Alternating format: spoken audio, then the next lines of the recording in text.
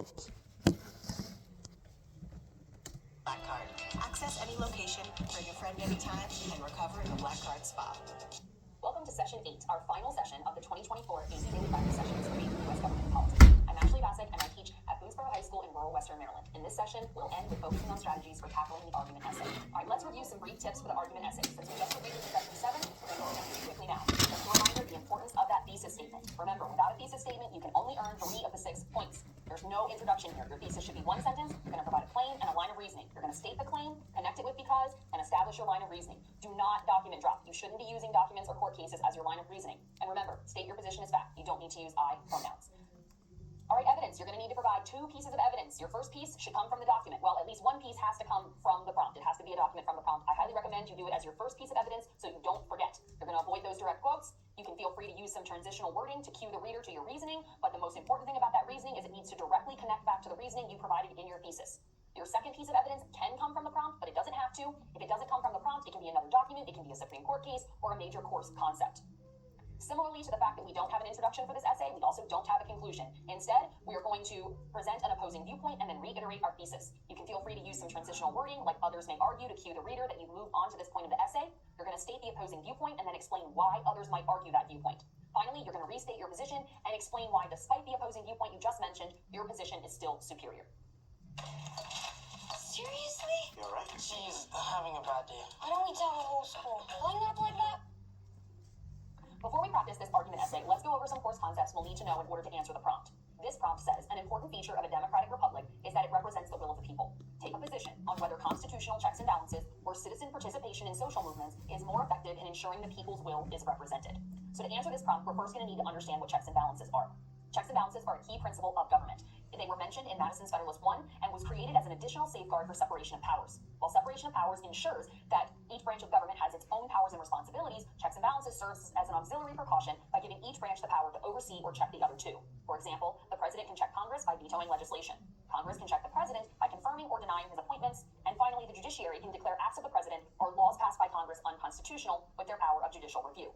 Next, we need to understand social movements. These are organized efforts by groups of people to change laws, policies, or practices. One of the most famous social movements in U.S. history was the civil rights movement of the 1950s and 1960s, but other groups, like women and members of the LGBTQ+ community, have also used social movements to effect change. Article 1 of the U.S. Constitution lays out the structure of the legislative branch. It establishes the House and Senate. Article 1, Section 8 holds those delegated and enumerated powers of Congress, and Article 1, Section 9 outlines the denied powers of Congress. Federalist 10 is one of our Federalist essays written by James Madison. It addresses the concern of factions or groups of people united for a common interest. Madison suggests that factions cannot be eliminated, and to do so would mean eliminating liberty or giving every individual the same beliefs and passions. Instead, society must control the effects of factions. He believes that a large representative republic is the best way to combat factions because in a large diverse republic, there will be so many factions that it will prevent an all-powerful majority faction from forming.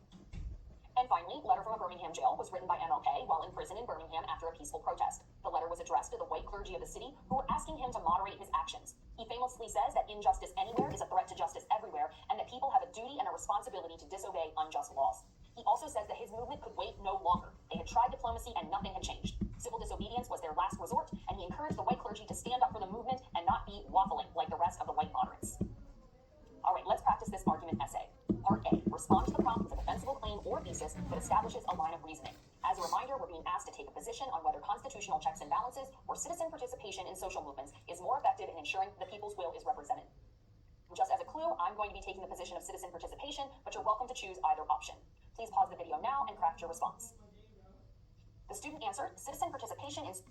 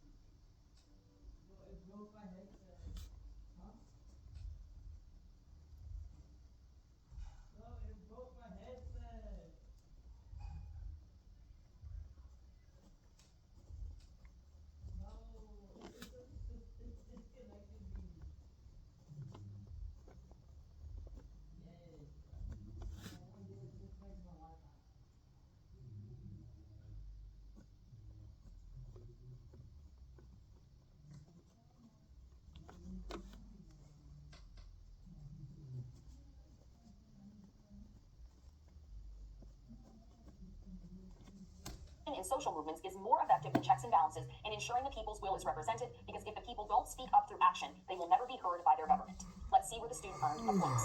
First, they clearly take a position. They state their claim that it is citizen participation, not checks and balances, that is better in ensuring the people's will is represented. And then with the because connection, they give their line of reasoning that if people don't speak up through action, they will never be heard by government. For part B, we're going to use our first piece of evidence that needs to come from a foundational document. As a reminder, only one piece of evidence needs to come from one of the prompt documents. I highly recommend you do it as your evidence 1 so you don't forget about it. You're welcome to choose any of these 3 documents, Article 1, Federalist 10, or Letter from a Birmingham Jail. I'm going to be choosing Federalist number 10, but again, you can choose any of the 3. Please pause the video now and craft your response. The student answered, the Federalist 10 claims the only way to ensure actions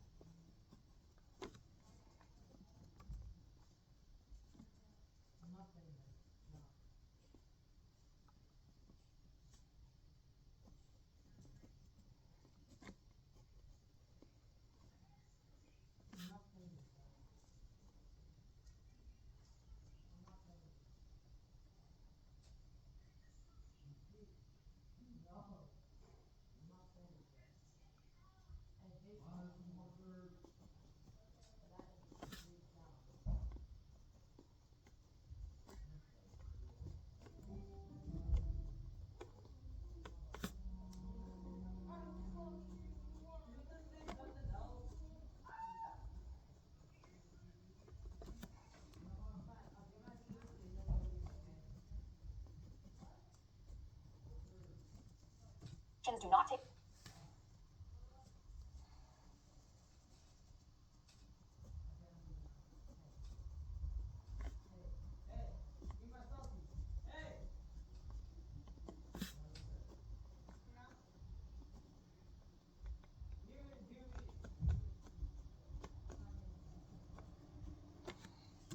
takeover is to control them. This is said because factions can never be destroyed. If they were, democracy would fall as well. Factions are necessary in representing the will of the people. Let's see where the student earned the point. The student chose a foundational document, Federalist 10, from the prompt, and then accurately described it as it related to their thesis. All right, our second piece of evidence can come from any foundational document in the prompt, or it can be from a Supreme Court case or a knowledge of other course concepts. I'm going to be choosing a second prompt document, Letter from a Birmingham Jail, but again, you're welcome to choose Article 1, since we didn't use that as the first one, or you can choose another course concept or Supreme Court case if you choose. Please pause the video now and craft your response. The student said, Letter from a Birmingham Jail claims that no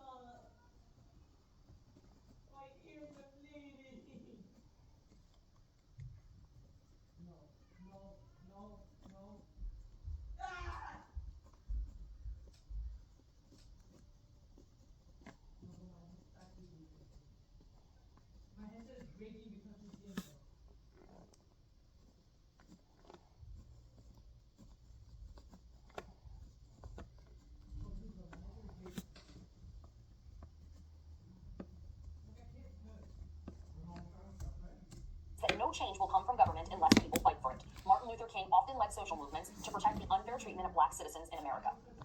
The student is going to earn a point because they chose a second foundational document and a prompt document as their second piece of evidence, and they accurately described it as it relates to their thesis.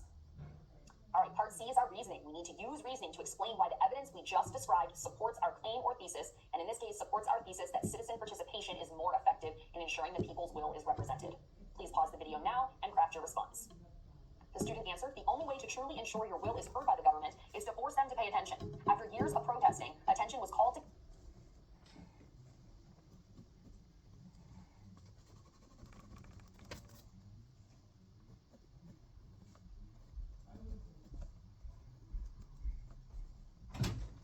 You still loading videos, Papa? This is the last one. Then you done? Mm-hmm.